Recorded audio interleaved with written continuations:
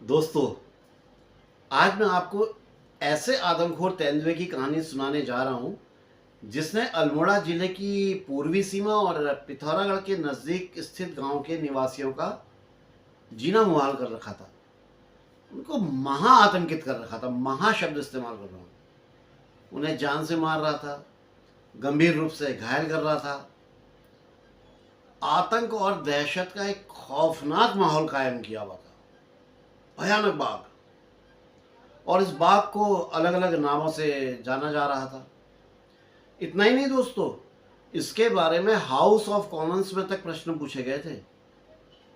तो सोचिए अब कैसा भाग रहा होगा। सरकारी आंकड़ों के हिसाब से इसने 400 लोगों की हत्याएं की थी। ये सरकारी आंकड़ा था, लेकिन हकीकत में इसने और ज्यादा ही हत्याएं की होंगी।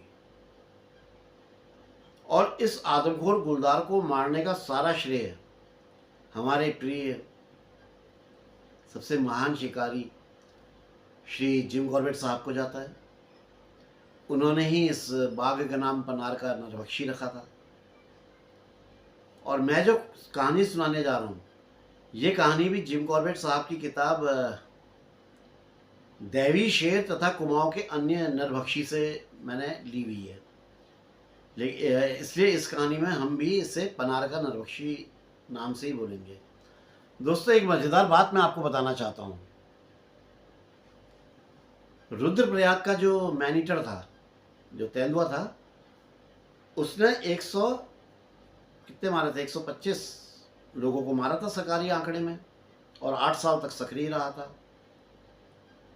लेकिन दुनिया में वो ज़्यादा फेमस हुआ, जबकि 400 मारने वाला ये फेमस नहीं हुआ। तो उसके पीछे कारण ये था क्योंकि ये इतने इंटीरियर में था, अल्मोड़ा से और पिथौरागढ़ के बीच में कहीं पे पनार पड़ता है, इतने इंटीरियर में था जहाँ पे ये दहशत फैला रहा था। जबकि रुद्रप्रयाग वाला जो आदमखोर था वो मेन पिलग्रिम रूट में था, जिस पे तीर्थ यात्री वगैरह चलते थे।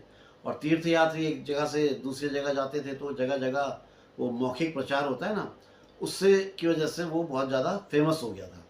ये इतना फेमस नहीं हुआ था, जबकि खतरनाक ये ज़्यादा था। तो अब दोस्तों, लगा सरकारी दस्तावेजों में 1905 से पहले किसी भी बाघ के नरभक्षी होने का कोई जिक्र नहीं किया गया है। मतलब ऐसा लगता है कि जैसे चंपावत की आदमखोर बाघिन और पनार के आदमखोर तेंदुए, इनसे पहले कुमाऊं में कभी कोई नरभक्षी था ही नहीं। यार, मैं आप लोगों से पूछता हूं, मैं आप लोगों से सवाल है, क्या 1905 से पहले उत्तराखंड में कभी कभी भी कोई बाघ या तेंदुआ आदमखोर नहीं हुआ होगा? क्या क्या सोचते हैं आप लोग? आपका क्या कहना है? जहां तक मेरी बात है, मेरे ख्याल से तो यार नहीं हुआ होगा। तो ये तेंदुआ क्यों नरभक्षी बन गया? कोई तो कारण कारण रहा होगा ना। तो दोस्तों, इस बारे में मैं आपको इस कहानी में लेकिन बाद में बताऊंगा, इसी कहानी में बताऊंगा बाद में। दोस्तों, इन दोनों जानवरों ने, यानी कि चंपावत की आदमखोर बाघिन और पनार के इस तेंदुए ने कुल 836 इंसानों को मारकर अपनी उपस्थिति दी थी, अपनी प्रेजेंस बता दी थी। 836 कम नहीं होते हैं लोग यार। उस समय की सरकार के सामने ये एक बहुत कठिन स्थिति पैदा हो गई थी, क्योंकि सरकार के पास ऐसी कोई व्यवस्था थी ही नहीं जो इसके खिलाफ उपयोग की जा सके। और सरकार को जो है हमेशा किसी शिकारी के भरोसे ही रहना होता था, और शिकारी की ओर से मांगी जाने वाली हर व्यक्तिगत शर्तें, चाहे वो जायज़ हो चाहे वो नाजायज़ हो, उनको मानने की मजबूरी थी, उनको मानना पड़ता था। दुर्भाग्य से उस समय कुमाऊं में गिने चुने शिकारी थे जिनको शिकार के इस नए प्रकार के प्रति कुछ रुचि थी। अब नया प्रकार का मतलब किसी मैनीटर बाघ या तेंदुए का शिकार, किसी नरभक्षी या आदमखोर का शिकार। और इस सो कॉल्ड नए तरीके के शिकार को विल्सन साहब के एवरेस्ट पर अकेले चढ़कर विजय ध्वज लहराने के प्रयास के समान जोखिम भरा हुआ माना जाता था। जैसे एवरेस्ट पर अकेले चढ़ के झंडा फहराना नामुमकिन है, वैसे इनको भी मारा जाना नामुमकिन समझा जाता था। जिम कॉर्बेट साहब भी नरभक्षियों के बारे में उतना ही अनजान थे जितना कि विल्सन एवरेस्ट के बारे में। हालांकि जिम कॉर्बेट साहब अपने प्रयास में सफल रहे थे, जबकि विल्सन अपने पहले कोशिश में असफल हो गए थे। और जिम कॉर्बेट साहब की ये सफलता इनके गुड लक की सूचक थी, इनका भाग्य अच्छा है इस बात को दर्शाती थी। जिम कॉर्बेट साहब ने अपनी ज़िंदगी की पहली नरबख्शी बाघिन जो चंपावत में सक्रिय थी उसको मार के अपने घर नैनीताल आए हुए थे। ऐसा नहीं है कि जिम कॉर्बेट साहब ने पहले कभी किसी बाघ को नहीं मारा था यार। इन्होंने तो अपनी 8 साल की उम्र में अपना पहला तेंदुआ बाघ मार दिया था, मतलब पहला लेपर्ड इन्होंने गिरा दिया था जब इनकी उम्र 8 साल थी। लेकिन ये क्या है ना, पहले ट्रॉफी हंटिंग करते थे और सारे बाघ या जानवर तेंदुए जो इन्होंने मारे थे वो सब ट्रॉफी हंटिंग के अंतर्गत मारे थे। वो सामान्य पशु पक्षी बाघ वगैरह मारे थे। लेकिन चंपावत की बाघिन उनका पहला मैन ईटर शिकार थी। खैर, नैनीताल पहुंचते ही सरकार ने उन्हें पनार के तेंदुए के बारे में बताया और उसे मारने की जिम्मेवारी सौंप दी। भाई अब आप निपटिए इससे, मारिए इसको। उन दिनों जिम कॉर्बेट साहब कुछ फाइनेंशियली कुछ प्रॉब्लम्स में थे, कुछ परेशानियों में घिरे हुए थे, इसलिए काफ़ी समय के बाद, कई हफ्तों के बाद ये इस काम को करने के लिए समय निकाल पाए, यानी कि इस तेंदुए को मारने के लिए टाइम निकाल पाए। जब ये पनार के आदमखोर को मारने के लिए निकलने वाले थे तभी इनसे नैनीताल के डिप्टी कमिश्नर बर्थोट साहब ने रिक्वेस्ट करी और इनको बताया कि कॉर्बेट साहब, मुक्तेश्वर में एक बाघ नरभक्षी हो गया है, आप प्लीज़ वहाँ जाएं और वहाँ के निवासियों को उस आदमखोर से मुक्ति दिला दें, यानी कि उसको किल करें, उसको मारें। तो पनार के नरभक्षी को मारने से पहले ये मुक्तेश्वर के बाघ को मारने के लिए निकल गए। हालांकि मुक्तेश्वर के जो ये आदमखोर बाघ है, इसकी कहानी मैं पहले अपने चैनल में सुना चुका हूँ, लेकिन वो बहुत शॉर्ट में है और वो बस ऐसे ही सुना दी थी। इसके बाद मौका लगा तो उसे विस्तार से सुनाऊंगा, बड़ी इंटरेस्टिंग स्टोरी होगी। जिस क्षेत्र में बाघ सक्रिय था, मेरे कहने का मतलब ये पनार वाला, ये पनार का जो बाघ था, ये जिस क्षेत्र पनार में सक्रिय था वो जिम कॉर्बेट साहब के लिए एकदम नया और अनजान क्षेत्र था, बिल्कुल अननोन था।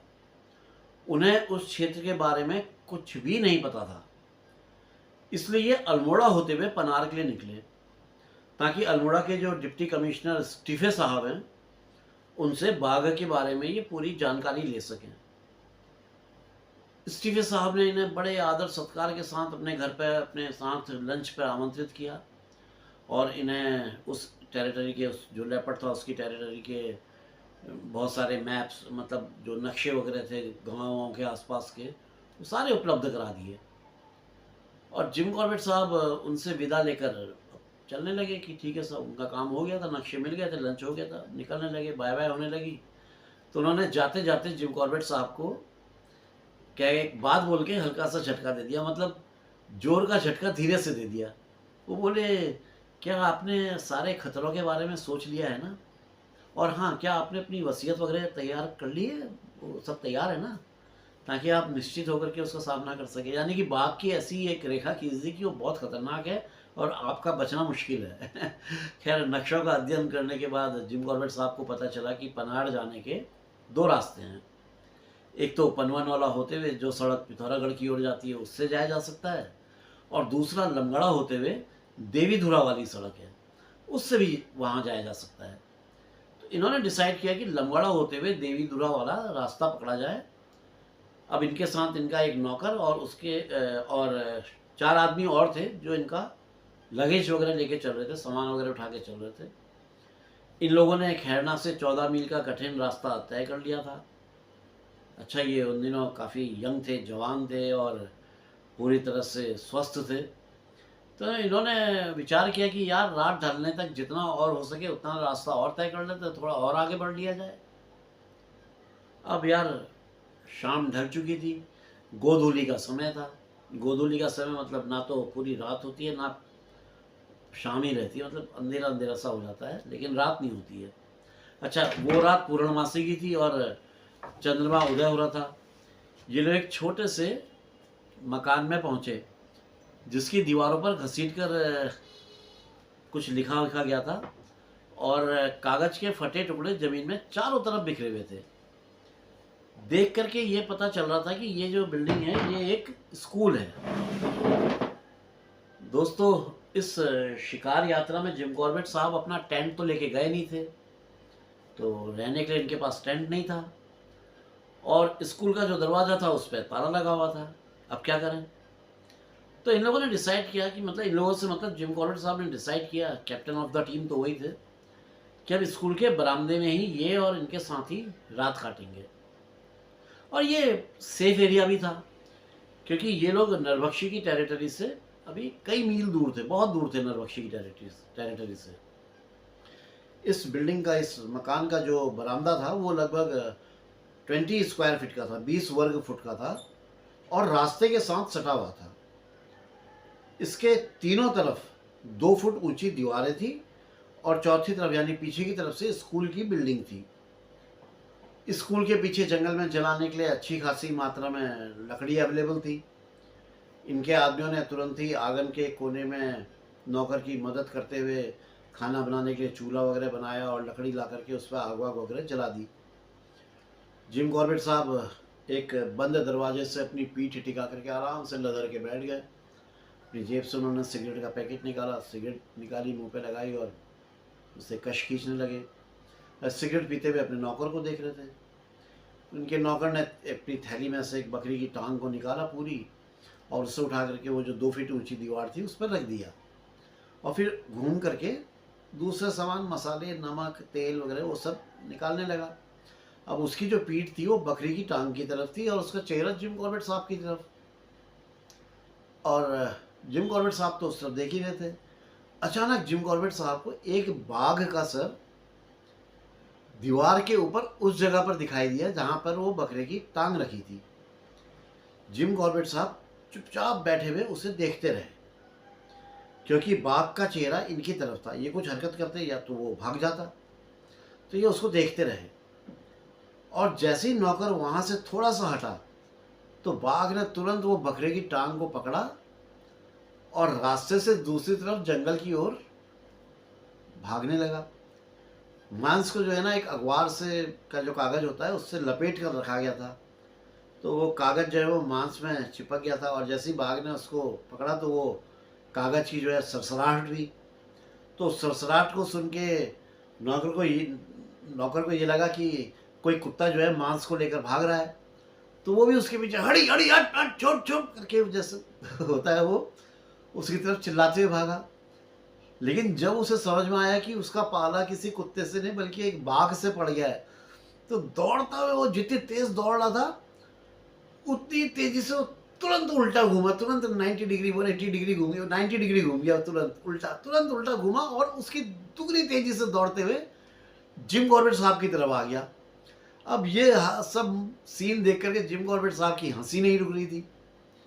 और जिम कॉर्बेट साहब यहाँ पे लिखते हैं कि यहाँ के लोग, मतलब उत्तराखंड के लोग, अंग्रेज़ों को थोड़ा पागल समझते थे, क्योंकि अंग्रेज़ लोग कभी भी कहीं भी अकेले ही निकल जाते हैं, चाहे बारिश हो या गर्मी हो, दिन हो या रात हो, इन्हें कोई फ़र्क नहीं पड़ता है, कहीं भी अपना चल देते हैं। और ऐसी पोजीशन में बाघ नौकर को, मतलब नौकर बाघ को देख के दौड़ रहा है, और ये जिम कॉर्बेट साहब हंस रहे हैं, तो उनको इस तरह से हंसते देखकर मेरे नौकर ने मुझे थोड़ा नहीं पूरा ही पागल समझ लिया होगा। ये जिम कॉर्बेट साहब का लिखना है। तो उसने थोड़ा चिढ़ के नौकर ने और निराश होकर कहा कि अब आपको रात का भोजन जो आपका था ये तो बाघ ले गया, अब मेरे पास कुछ नहीं है आपको खिलाने के लिए, अब ऐसे ही रहना पड़ेगा आज। लेकिन थोड़ी देर बाद उसने कुछ जुगाड़ करके कुछ खाना वाना बना दिया और खाना परोस दिया। जिम कॉर्बेट साहब ने खाना खाया, और जिम कॉर्बेट साहब लिखते भी हैं कि उन्होंने उस भोजन के साथ उतना ही न्याय किया जितना उस तेंदुए ने बकरे की टांग के साथ किया होगा, मतलब पूरा सफाचट कर दिया, अच्छी तरह से खा लिया। अगली सुबह इन्होंने अपनी यात्रा जल्दी ही शुरू कर दी, थोड़ा जल्दी ये निकल गए, और दोपहर में लंच के टाइम ये लोग लमगड़ा पहुंच गए। वहाँ इन्होंने लंच वगैरह किया और फिर वहाँ से निकले, और शाम होते होते ये लोग डोल पहुँच गए। डोल में डांग बंगला है, ये उस डांग बंगले में पहुँच गए। और ये जो डाक बंगला है ये नरभक्षी का जो क्षेत्र था उसकी सीमा पे से सटा हुआ था, मतलब उसी की टेरिटरी में आता था। अगली सुबह अपने आदमियों को डाक बंगले में छोड़कर जिम कॉर्बेट साहब नरभक्षी के बारे में जानकारी लेने के लिए अकेले ही अपना निकल पड़े। ये एक गांव से दूसरे गांव, दूसरे से तीसरे गांव को जोड़ने वाली जो पगडंडियां होती हैं उन पर बाघ के पंजों के निशानों को ढूंढ रहे थे। इन्हें शाम हो गई और ये एक सुनसान जगह पे बने हुए एक घर के पास पहुंच गए। ये पत्थरों से बना हुआ एक घर था और उसकी जो छत थी वो भी पत्थरों की थी। दोस्तों, मकानों की जो उत्तराखंड में हमारे जो मकान होते हैं उनकी छत पे जो पत्थर लगाए जाते हैं उन्हें हम पटाल कहते हैं। ये काले रंग की स्लेट नुमा होते हैं, काफ़ी बड़े होते हैं, चौड़े होते हैं। पहाड़ों में ज़्यादातर घरों की जो छतें होती है पहले इन पटालों से ही बनाई जाती थी। खैर अब तो लोग लेंटर वाले मकान बनाने लगे हैं, कुछ लोग टिन से अपना छत बनाने लगे हैं। मौका लगा मैं फ़ोटो डाल दूंगा पटाल की। और उस मकान के आसपास कुछ खेत थे जिनकी जुताई की गई थी। ये जो एरिया था झाड़ियों से घिरा हुआ था और जिम कॉर्बेट साहब को इस घर की तरफ जो जाती हुई एक पगडंडी थी उसमें एक बड़े मेल लेपर्ड के पग मार्क्स दिखाई दिए। जिम कॉर्बेट साहब तुरंत उस मकान के नज़दीक चले गए और जब ये उस मकान के नज़दीक पहुंचे तो उस मकान के छज्जे से एक आदमी निकला और लकड़ी की बनी सीढ़ियों से उतर के इनके पास आ गया। इस आदमी की उम्र लगभग 22 साल के आसपास थी और ये बड़ी परेशानी में और बहुत डरा हुआ और बड़ा घबराया हुआ सा दिख रहा था। तो जिम कॉर्बेट साहब ने उससे पूछा, भाई क्या बात है, आप परेशान क्यों दिख रहे हो? तो उसने बताया कि पिछली रात, मतलब पिछली रात, बीते रात वो और उसकी पत्नी उस घर के अकेले कमरे में सो रहे थे। गर्मी बहुत ज़्यादा थी तो दरवाज़ा हमने खोल के रखा हुआ था और पता नहीं कब आदमखोर बाघ छज्जे में चढ़ा और उसकी पत्नी को गले से पकड़कर कमरे से बाहर ले जाने लगा। उसकी पत्नी की एक घुटी घुटी सी चीख के साथ उसकी पत्नी ने उसका हाथ पकड़ लिया और वो तुरंत समझ गया कि कुछ गलत हो गया है। उसने बड़ी फुर्ती के साथ एक हाथ से तो अपनी बीवी का हाथ पकड़ा और दूसरे हाथ से दरवाजे की चौखट को पकड़ लिया और फिर एक झटका मारकर अपनी पत्नी को बाघ से छुड़ा लिया और फटाक से दरवाजे को बंद कर दिया। पूरी रात वो आदमी और उसकी पत्नी कमरे के कोने में दुबक कर बैठे रहे और जो बाघ था वो बाहर से दरवाजे को लगातार तोड़ने की कोशिश कर रहा था। मैं बड़ा बड़ा के उसमें पंजे मार रहा था, सर मार रहा था, पूरी कोशिश कर रहा था तोड़ने की। बाघ के गुस्से से भरी दहाड़ के कारण अब ये दोनों पति पत्नी और ज़्यादा डर चुके थे। दरवाज़ा बंद होने के कारण कमरे के अंदर गर्मी होनी शुरू हो गई थी और उस बंद कमरे के अंदर गर्मी की वजह से महिला के जो घाव थे उसमें सेप्टिक होना शुरू हो गया था और सुबह होते होते वो दर्द और डर से बेहोश हो गई थी। दूसरे दिन वो आदमी सारा समय, पूरा दिन अपनी पत्नी के पास ही बैठा रहा। वो इतना डरा हुआ था कि उसकी हिम्मत नहीं हो रही थी कि वो पास के गांव में जाकर कोई मदद ला सके, किसी को अपने साथ ला सके। और उसे इस बात का भी डर था कि अगर वो मान लो यहाँ से गया और कहीं बाघ दोबारा आ गया और उसकी पत्नी को तो फिर वो उठा ही ले जाएगा। यार, समझ सकते हैं आप लोग भी कैसी विषम परिस्थितियां रही होंगी उस समय उस आदमी की। न छोड़ते बनता है न जाते बनता है। पूरा दिन निकल गया था और शाम होने पर जब जिम कॉर्बेट साहब उस जगह पर पहुंचे तब वो आदमी अपने घर से, अपने 2 मंजिले से नीचे आया और जिम कॉर्बेट साहब के पैरों पे गिर पड़ा। दोस्तों, लाइट चली गई। ये लाइट का भी नाटक है यार, अभी आ जाएगी। अब जिम कॉर्बेट साहब के पैरों पे गिर पड़ा और रोते हुए उसने पूरी घटना की जानकारी जिम कॉर्बेट साहब को दी। सोचो यार, अगर जिम कॉर्बेट साहब वहाँ नहीं पहुँचते तो उस आदमी की क्या हालत होती यार, जिसे फिर से पूरी रात उस आदमखोर बाघ का डर, जिसके दोबारा आने के 100% चांस थे, 100% चांस थे कि वो दोबारा आता। और उस गर्म कमरे में अपनी घायल पत्नी के साथ रहना, कितनी लाचारी और कितनी मजबूरी से उससे वो समय गुजारना पड़ता यार। जिम कॉर्बेट साहब के सामने एक बहुत बड़ी बड़ी कठिन परिस्थिति खड़ी हो गई थी कि अब वो करें तो क्या करें। प्राथमिक उपचार की, फर्स्ट एड की यहाँ कोई व्यवस्था नहीं थी, कोई सुविधा नहीं थी, और महिला का उपचार जो है अल्मोड़ा में ही हो पाना संभव था, उसके अलावा कहीं पॉसिबल भी नहीं था कि इलाज हो सके। और अल्मोड़ा यहाँ से करीब 25 मील दूर था। विडंबना ये भी थी कि यहाँ कोई और ऐसा व्यक्ति भी नहीं था कि उससे कोई मदद ली जा सके, इसलिए उस महिला की सहायता लाने के लिए खुद जिम कॉर्बेट साहब को ही अल्मोड़ा जाना पड़ता। और जिम कॉर्बेट साहब का जाना उस आदमी के लिए उस शाम को तो पागल साहब बना देने के लिए काफ़ी होता, जो इतने घंटों से एक भयानक मानसिक दबाव और यातना को झेल रहा था यार। यदि उससे उस समय कहा जाता कि वो एक रात इस कमरे में और काट ले जिसमें बाघ के आने के 100% चांस हैं, तो वो आदमी निश्चित रूप से पागल हो जाता, 100% यार पागल हो जाता, या डर के मारे मर ही जाता यार, हार्ट फेल हो जाता उसका। वो क्या, कोई भी हो, मैं ही होता या आप ही होते, कोई भी होता, उसका यही हाल होता यार। बुरी तरह से घायल पत्नी पड़ी हुई है और बाप कभी भी आ सकता है। इस आदमी की पत्नी की जो एज थी वो करीब 18 वर्ष थी, और उस समय वो पीठ के बल लेटी हुई थी जब बाघ ने उसके गले पे अपने दांत गड़ा दिए थे।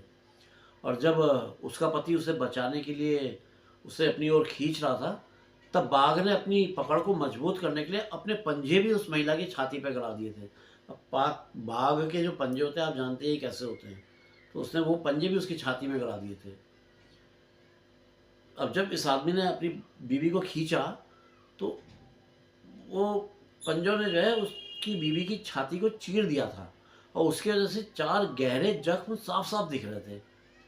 उस छोटे से गर्म कमरे के अंदर ना कोई खिड़की थी, ना कोई रोशनदान था जिससे कुछ फ्रेश एयर अंदर आ सके, बस एक दरवाज़ा मात्र था। महिला के गले और छाती के घाव पक गए थे और उनमें मक्खियाँ भिनभिनाने लगी थी। महिला को स्वास्थ्य सुविधा मिले या ना मिले इससे कोई फर्क नहीं पड़ने वाला था, क्योंकि सेप्टिक इतना ज़्यादा फैल चुका था कि महिला का बचना नामुमकिन था। तो जिम कॉर्बेट साहब ने फैसला ले लिया कि वो वहीं रहेंगे और बाघ का इंतज़ार करेंगे। ऐसे खौफनाक माहौल में उस आदमी को और उसकी पत्नी को छोड़कर जाना ठीक नहीं है, तो वो नहीं जाएंगे। जिम कॉर्बेट साहब बोलते हैं कि वो बहुत ही ईमानदारी से प्रार्थना करते हैं कि जो कोई भी इस कहानी को पढ़े या सुने, उनमें से किसी को भी कभी ये सज़ा ना मिले कि वो ऐसे किसी इंसान या पशु की पीड़ा को देखे या सुने जिसका दुर्भाग्य ये रहा हो कि उसे किसी शेर या बाघ ने गले से पकड़ लिया हो, और उसके दर्द को कम करने का या अंत करने का बस एक ही उपाय हो, बंदूक की एक गोली, बस। यानी कि उसे गोली मार दो, ख़त्म कर दो, कम से कम तड़फ तड़फ के ना मरे, एक झटके में कम हो जाए, मतलब तकलीफ ना झेले। ये जो छज्जा था लगभग 15 फुट लंबा और 4 फुट चौड़ा था, और मकान की पूरी लंबाई तक बना हुआ था। इसमें चीड़ की लकड़ी को छोटे छोटे टुकड़ों में काटकर सीढ़ियाँ बनाई गई थी, उन सीढ़ियों से इस पर पहुँचा जा सकता था। इन सीढ़ियों के सामने ही घर का दरवाज़ा था, और छज्जे के नीचे एक चौड़ा और 4 फीट ऊंचा एक खुला आला था। आला जानते हैं ना, मतलब पीछे दीवार होती है और खुला सामने से खुला होता है। यहाँ पर जलाने के लिए लकड़ियों को जमा करके रखा जाता था, लकड़ियाँ वगैरह रखी जाती थी कि ज़रूरत पड़ने पे लकड़ियाँ निकाली जाएँ, जलाई जाएँ। उस आदमी ने जिम कॉर्बेट साहब से प्रार्थना करी कि साहब आप हमारे साथ हमारे कमरे के अंदर ही रहें, लेकिन कमरे के अंदर इतनी दुर्गंध फैली थी कि जिम कॉर्बेट साहब वहाँ नहीं रह सकते थे। इसलिए उन्होंने उस आदमी के साथ मिलकर उस छज्जे के नीचे जो आला बना हुआ था वहाँ पे एक सिरे से लकड़ियों को हटाया और एक ऐसी कुछ व्यवस्था बनाई, ऐसी जगह बनाई कि जहाँ वो आराम से दीवार पर पीठ टिकाकर बैठ सकें और सामने देख सकें। अब शाम ढलने वाली थी और रात होने को थी, तो जिम कॉर्बेट साहब वहीं पास के एक पानी के धारे में गए और वहाँ नहा करके और पानी वगैरह पीकर आ गए और आकर के आले के मैं जो जगह बनाई थी अपने बैठने के लिए उस कोने में आकर बैठ गए, अपनी गन वगैरह रख के अपना आयदे से पोजीशन लेके बैठ गए। और उस आदमी को उसकी पत्नी के पास ऊपर जाने के लिए उन्होंने बोल दिया कि तुम जाओ और अपनी बीवी के पास रहो। साथ ही उससे हिदायत भी दी कि वो अपने कमरे का दरवाज़ा खुला रखे। और वो आदमी इतना डरा हुआ था कि वो सीढ़ी पे चढ़ते हुए उसने जिम कॉर्बेट साहब से कहा कि साहब, आज तो बाघ आपको निश्चित रूप से मार डालेगा, और अगर ऐसा हो गया तो फिर वो क्या करेगा। तो फिर जिम कॉर्बेट साहब ने उससे कहा कि तुम एक काम करना, अगर ऐसा कुछ हो तो तुम अपने दरवाजे को बंद कर लेना, मतलब तुम्हें ऐसा लग रहा है तो तुम अपने दरवाजे को बंद कर लेना और सुबह होने तक कमरे के अंदर ही रहना, तुम बाहर मत आना। पूरनवासी हुए 2 दिन हो गए थे और चाँद निकलने से पहले गुप्त अंधेरा हो जाएगा, इस बात को जिम कॉर्बेट साहब जानते ही थे। और जिम कॉर्बेट साहब को इस बात की चिंता हो रही थी कि अगर बाघ कहीं इनके पीछे की तरफ से आके आया और सीढ़ियों से ऊपर चढ़ गया तो ये क्या करेंगे, तो कुछ भी नहीं कर पाएंगे, क्योंकि ये तो उसके नीचे होंगे। जो सीढ़ियों के नीचे जो आला बना हुआ है उसके नीचे बैठे हुए हैं, और इनके ऊपर से बाघ चढ़ के ऊपर चला जाए और रात भर दरवाज़ा भड़बड़ाते रहे तो ये क्या कर लेंगे। फिर जैसा कि आदमी ने बताया ही था कि बाघ ने दरवाज़ा तोड़ने की कोशिश करी थी, तो इसका मतलब ये भी था कि बाघ वहाँ से कहीं ज़्यादा दूर तक नहीं गया होगा और वो वहीं कहीं झाड़ियों में घात लगाकर इन लोगों को देख रहा होगा। ये तो निश्चित बात थी। जिम कॉर्बेट साहब को बैठे हुए करीब आधा घंटा हो गया था और ये लगातार जो अंधेरा जो बढ़ रहा था उसमें अपने सामने की ओर देखने की कोशिश कर रहे थे और चंद्रमा से प्रार्थना कर रहे थे कि भाई जितना जल्दी हो सके आज प्रकट हो जाओ। तभी एक गीदड़ ने एक अलर्ट कॉल करी। ये अलर्ट कॉल जिसे जानवर अपने फेफड़े में पूरी शक्ति लगा कर देते हैं, मतलब अपनी पूरी ताकत से जिस आवाज़ को देते हैं वो बहुत दूर तक जाती है, उसे काफ़ी दूर तक सुना जा सकता है। जब तक गीदड़ को वो खतरा दिखाई देता है जिससे उसने डरा है, जिससे वो डर गया है, तब तक वो इस आवाज़ को बार बार निकालता है, इस आवाज़ को दोहराता रहता है। और दोस्तों, जब बाघ जब शिकार करते हैं या अपने शिकार के पास जाते हैं तो वो बहुत धीरे धीरे चलते हैं। जिम कॉर्बेट साहब सोच रहे थे कि यदि ये बाघ नरभक्षी हुआ तो वो उसके और इनके बीच के करीब जो आधे मील की दूरी है उतनी उसको तय करनी पड़ेगी, और अगर तब तक चांद नहीं भी निकला तो भी इतना उजाला तो हो ही जाएगा कि ये उस पर गोली चला सके। कुछ और समय बीत गया, गीदड़ ने भी बोलना बंद कर दिया था, चंद्रमा पहाड़ों के ऊपर आ गया था, अब जो है इनके सामने के मैदान में अच्छा खासा उजाला फैल गया था। अब कहीं से भी कोई हलचल हो तो ये देख सकते थे, जो हो नहीं रही थी, मतलब कोई सामने कहीं कोई हलचल वगैरह इनको नहीं दिख रही थी। और आसपास से जो एकमात्र आवाज़ सुनाई दे रही थी वो इनके ऊपर के कमरे से तड़फती हुई उस अभागी महिला की सांस लेने की थी, जो अपने जिंदा रहने के लिए लगातार संघर्ष कर रही थी, इतनी कष्ट में थी, इतनी परेशानी में थी।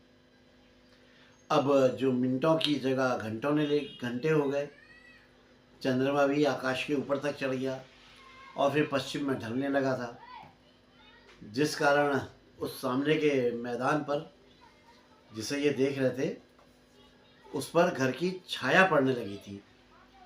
अब ये खतरे की दूसरी घड़ी थी, क्योंकि अगर बाघ ने इन्हें देख लिया था तो वो भी धैर्य के साथ ये लगातार लंबी होती जाती इन परछाइयों का इंतज़ार कर रहा होगा ताकि उसकी हलचल को कोई देख ना सके। लेकिन जैसा जिम कॉर्बेट साहब सोच रहे थे वैसा कुछ हुआ नहीं। पूरी रात गुजर गई और सवेरा होने लगा था। थोड़ी ही देर में सूर्य देवता भी निकल आए और चारों तरफ उजाला फैल गया। चारों तरफ सनलाइट फैल गई। उस आदमी ने, जिसका ये घर था, उसने पिछली रात तो पूरी तरह जाग कर काटी थी, इसलिए उसे सुबह के टाइम थोड़ा नींद आ गई थी। जिम कॉर्बेट साहब अपनी जगह से निकले और फिर अपने शरीर को आराम दे निकले, थोड़ा हल्का फुल्का व्यायाम, अंगड़ाई वंगड़ाई ये सब करने लगे। वो होता है ना, वो बैठे बैठे वो आप एक ही पोजीशन में बैठे बैठे शरीर अकड़ सा जाता है, हड्डियाँ में ऐठन सी आ जाती है, तो उसको रिलैक्स देने के लिए थोड़ा हल्का फुल्का व्यायाम जो होता है ये सब कर रहे थे। तो इन्होंने देखा कि वो आदमी सीढ़ियों से नीचे उतर के आ रहा है। जिम कॉर्बेट साहब ने 24 घंटों से कुछ रस भरियों के अलावा कुछ भी नहीं खाया था, और अब इनका यहाँ पर रुकने का कोई फ़ायदा भी नहीं था, इसलिए इन्होंने उस आदमी को अलविदा कहा और वहाँ से 8 मील दूर, जो डोल डाक बंगला मैंने आपको बताया था, अपने आदमियों से मिलने के लिए निकल पड़े, ताकि हो सके तो उस महिला के लिए कुछ सहायता वगैरह जुटा सकें। ये कुछ ही मील चले थे कि इनके आदमी इन्हें रास्ते में ही मिल गए। जिम कॉर्बेट साहब को डाक बंगले से निकले हुए 24 घंटे से ज़्यादा समय हो गया था, इसलिए इनके आदमी घबरा गए थे और डरे हुए थे, और उन्होंने क्या किया कि इनका सारा सामान बांध कर डाक, यार कुत्ते को भी अभी भौंकना है, बांध कर डाक बंगले का भुगतान कर दिया था और फिर इन्हें ढूंढने के लिए निकल पड़े थे। जब ये लोग सड़क पर आपस में बातें कर रहे थे, तभी वहाँ पे वही ओवरसियर आ पहुँचा जिसने पहले कभी इन्हें देवी दुर्गा की ओर भेज दिया था। दोस्तों, ये भी एक मज़ेदार कहानी है, एक अलग कहानी है, जिम कॉर्बेट और देवी शेर वाली। मैं उस कहानी को पहले सुना चुका हूँ, यदि आप लोग सुनना चाहें तो उसको आप मेरे चैनल में वो आपको मिल जाएगी, आप सुन सकते हैं। दोस्तों, ये वही देवी शेर की कहानी है जिसे जिम कॉर्बेट साहब मार नहीं पाए थे, और अंत में उसके सामने अपने हाथ जोड़ दिए थे और जय माता दी ही बोला था। बहुत ज़बरदस्त कहानी है दोस्तों, बहुत ज़बरदस्त, उसे ज़रूर सुनिएगा। ये मेरे चैनल में अवेलेबल है। खैर, हम आते हैं अपनी इस कहानी पे, पनार के आदमखोर पे। तो इन्होंने उस ओवरसियर के हाथों एक पत्र अल्मोड़ा के डिप्टी कमिश्नर इस्तीफे के साहब के लिए भेज दिया। अच्छा, वो ओवरसियर साहब भी खुशी खुशी जो है पत्र ले जाने के लिए तैयार हो गए। जिम कॉर्बेट साहब का पत्र मतलब मिलते ही इस्तीफे साहब ने उस महिला की चिकित्सा के लिए हेल्प वगैरह भेज दी, जो भी मेडिकल हेल्प थी वो भेज दी, लेकिन जब तक वो मेडिकल हेल्प उसके पास तक पहुंचती तब तक देर हो चुकी थी, और वो अभागी महिला, यार वो बेचारी, क्या कहूँ यार, आप समझ ही गए हो, उसकी डेथ हो चुकी थी। दोस्तों, घटना का आगे का वर्णन अब मैं दूसरे भाग में करूँगा। आप लोग बने रहिएगा उत्तरांचल डायरीज़ के साथ। दोस्तों, मैं हमेशा से यही कहता आया हूँ और कहता रहूँगा कि उत्तरांचल डायरीज़ आपका अपना चैनल है। इसे आप लोगों के भरपूर प्यार और आशीर्वाद की ज़रूरत है, इसे बनाए रखिएगा। मैं गगन भाई का शुक्रगुजार हूँ जो टोरंटो में रहते हैं और वहाँ पर चैनल का प्रचार और प्रसार कर रहे हैं। आप सभी मित्रों से भी प्रार्थना है कि चैनल का प्रचार और प्रसार में अपना पूरा सहयोग दीजिए, खूब शेयर कीजिए। तो चलिए, हम सब मिलकर चलते हैं उत्तरांचल डायरीज़ को एक नए शिखर की ओर लेकर। क्या कहते हैं, साथ देंगे ना? और हाँ यार, एक रिक्वेस्ट और है, अगर आप मेरी कहानी फ़ोन, टैब, टीवी, लैपटॉप जिसमें भी देखते हैं, उसमें आपको ज्वाइन का ऑप्शन दिखता है ना, नीचे है ना ज्वाइन का, तो चैनल को ज्वाइन भी कर लीजिएगा। और अगर संभव हो तो थैंक्स ऑप्शन से भी जो भी आपसे बन पड़े वो सहयोग ज़रूर कीजिए। जो थैंक्स वाला ऑप्शन है उसके थ्रू, वो बहुत अपेक्षित है आप लोगों से। जो मित्र आज चैनल में पहली बार आए हैं, मैं उन सबका तहे दिल से इस्तकबाल करता हूँ, आपका शुक्रिया अदा करता हूँ कि आपने अपना बेशकीमती समय चैनल को दिया, और साथ ही उम्मीद करता हूं कि आप चैनल को सब्सक्राइब करेंगे, लाइक करेंगे, शेयर करेंगे और कमेंट्स भी करेंगे। दोस्तों, आप सभी लोगों के कमेंट्स ये मेरे लिए बहुत ज़रूरी हैं। इनसे मेरी हौसला अफजाई होती है और मेरा मन करता है कि मैं नई नई कहानियाँ आप लोगों के सामने लाऊं, नई नई घटनाओं की जानकारी आपको दूं, कुछ पुरानी, कुछ वर्तमान की, कुछ डिस्कस करें, कुछ बातें करें। तो दोस्तों, अब मैं आप लोगों का ज़्यादा समय बर्बाद नहीं करूँगा। आप लोगों से मिलता हूँ, जल्दी ही मिलता हूँ, ये बताने के लिए कि फिर क्या हुआ, कि फिर क्या हुआ। तो फिलहाल तो बाय बाय दोस्तों। जय बद्री विशाल, जय उत्तराखंड, जय जय जय, जय माँ भारती।